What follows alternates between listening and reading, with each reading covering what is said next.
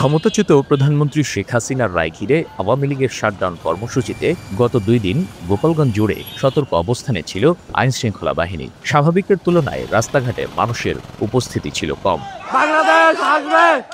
রায় ঘোষণার পর গোপালগঞ্জে বড় কোনো সংঘর্ষ বা সহিংসতা না হলেও বিভিন্ন স্থানে চলে নাশকতার চেষ্টা। সোমবার কয়েকটি পয়েন্টে গাছের গুঁড়ি ফেলে টায়ার জ্বালিয়ে সড়ক অবরোধ করেন আওয়ামী লীগের স্থানীয় নেতাকর্মীরা।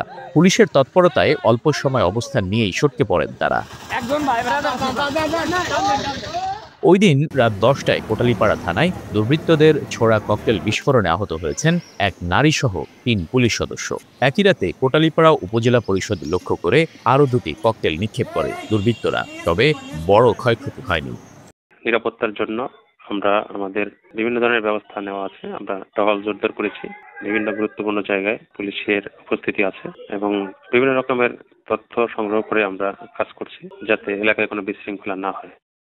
এদিকে মঙ্গলবার আওয়ামী লীগের শাটডাউন কর্মসূচি থাকলেও পরিস্থিতি অনেকটাই বদলে গেছে। সকাল থেকেই মানুষের উপস্থিতি চোখে পড়ার মতো। শহরে কর্মচাঞ্চল্য ফেরায় স্বস্তির নিঃশ্বাস ফেলছেন সাধারণ মানুষ।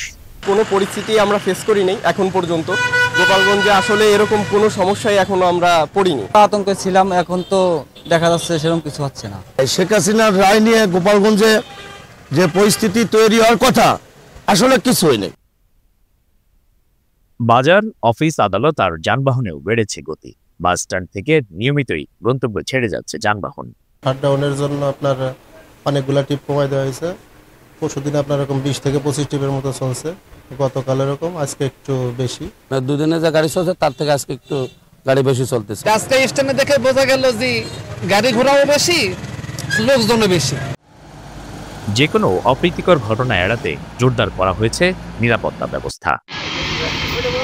Nurul Alam Faisal, star news, Gopalganj.